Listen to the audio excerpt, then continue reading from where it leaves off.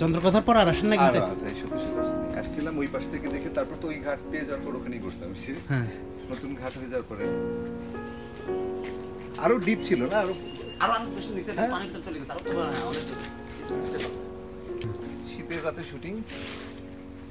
দিনের বেলা একটা শর্ট ছিল যে হাঁসগুলি, আমি যাচ্ছি সব হাঁসগুলি এরকম করে যাবে, আর চন্দ্রের কলসির পিছনে আমি একটা কাগজ লাগাই দিয়েছি, আমি নৌকা বানাচ্ছিলাম, ঘুড়ি ওড়াচ্ছিলাম। তারপর এদিকে রাতের বেলা সিঙ্গাররা আসবে, ওরা যে ঢোল তো বলছি ওরা থাকবে, ওদের সঙ্গে গান গাচ্ছি। এক পর্যায়ে গান শেষ, বলে লাস্ট সিনটা কিভাবে নেবো, স্যার হঠাৎ করে বললো যে না, একেবারে গিয়ে ঝাঁপ দিয়ে পানিতে পড়ে যাবে।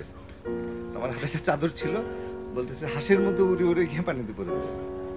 তা আমি স্যার সত্যি সত্যি, হ্যাঁ সত্যি সত্যি, গান শেষ লাস্ট শট দিয়ে দেবো। তারপর সত্যি সত্যি গিয়ে লাভ দিলাম। তারপর শটটা ভালো হয়েছে, আরো দিতে হবে 2 বার 3 বার। এই ঠান্ডার মধ্যে, শীত ছিল না, ঠান্ডা ছিল, অনেক শীত ছিল। ওর মধ্যে এইটুকু এই ঘাটেই তো আমাদের এই ঘাটটা তৈরি করা শুধুমাত্র আপনার মানে চন্দ্রকথার জন্য? চন্দ্রকথার জন্য এই একটা ঘাটের মধ্যে আমি ওয়েট করবো চন্দ্রের জন্য, এবং পুরো ঘাটের মধ্যে চন্দ্র নাম লেখা থাকবে।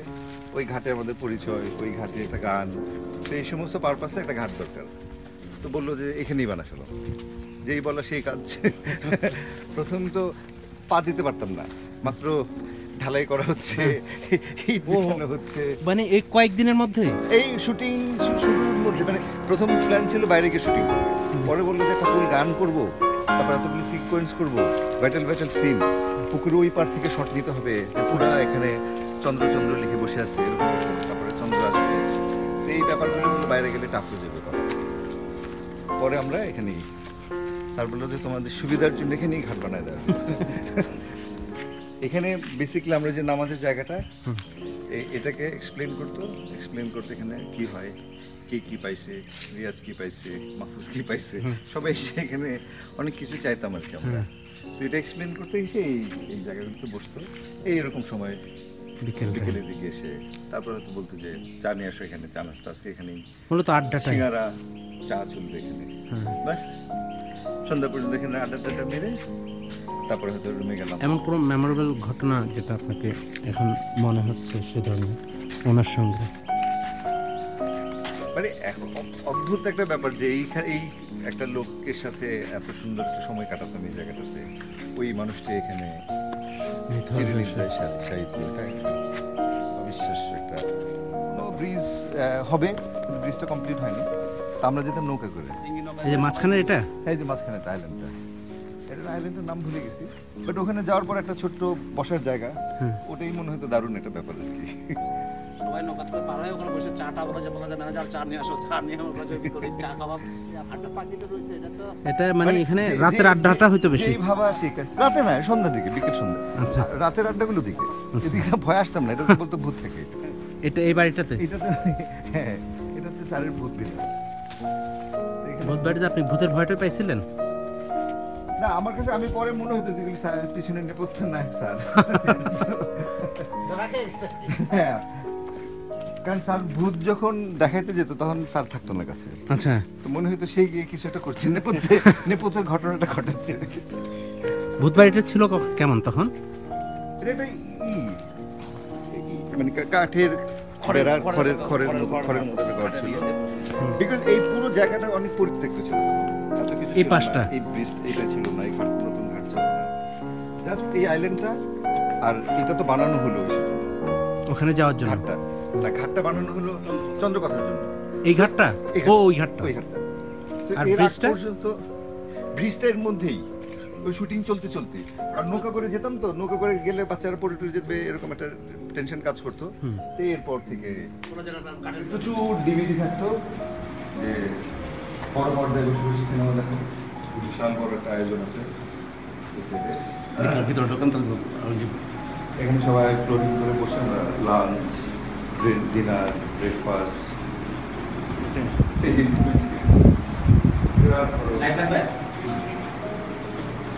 তখন একটা বিশাল সিনেমা হল, লাইব্রেরি ছিল, সব বই, স্যারের বই, ডিভিডি, ভিসিআর ছিল, মানে এখানে একটা কালেকশন। মনে হতো না হচ্ছে ধরেন রাজধানী ছেড়ে আসছেন, বাসা ছেড়ে আসছেন? না না না, না, সব ধরনের সুযোগ সুবিধা, কারণ স্যার তো এখানেই সময় কাটাতে বেশি পছন্দ করে। সুযোগ সুবিধা সব কিছুই আধুনিক রাখছে, মানে গ্রামীণ পরিবেশের মধ্যে ইউনিকেট ঢুকে টাইলস করা, মার্বেল করা, ঘর বাড়ি, ভিতরে বাথরুম পরিষ্কার, যাতে করে কোনো অস্বস্তিকর কিছু না। আর তখন জাস্ট হয়েছে, তখন আরো নতুন, আরো ফ্রেশ, মনে হয় ঢাকার চেয়ে ভালো, পরিষ্কার পরিচ্ছন্ন, আমরা সবাই মেনটেনও করতাম এরকম একটা জায়গায় এসে। এখন হ্যাঁ, কত বছরের পুরনো হয়ে গেছে না, এটা প্রায় 15-16 বছর।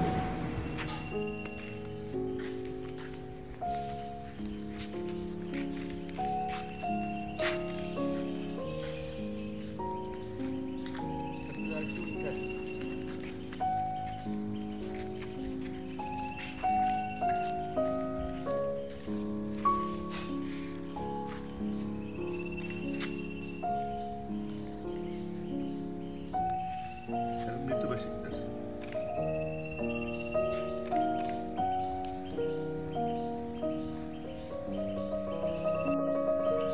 মানে কি কবুল হয়?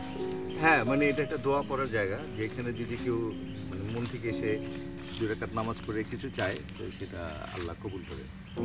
তো দেখা যেত যে আমি যেটা করতাম, যাতে যে কেউ নেই, বা ভোরবেলা এসে এখানে নামাজ পড়ে তাড়াতাড়ি কিছু চেয়ে ফেলতাম। এটা একটা আমাদের বিশ্বাসের জায়গা একটা। পেয়েছেন এরকম কোনো কিছুই মনে হয়? হ্যাঁ, মনে হয় তো পেয়েছি, যা যা চেয়েছি সেই সব কি মনে হয়? ওয়াও,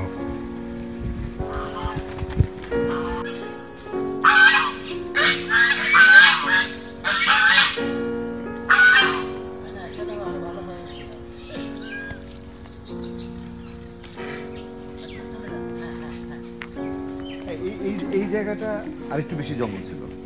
জঙ্গলে ভয়টাই দেখাইছে। এই জায়গা, হ্যাঁ, এই জায়গাটা জঙ্গল ছিল, আর ওই যে এই অলৌকিক কোনো ভয়, ভূতের ভয় একটা ব্যাপার ছিল।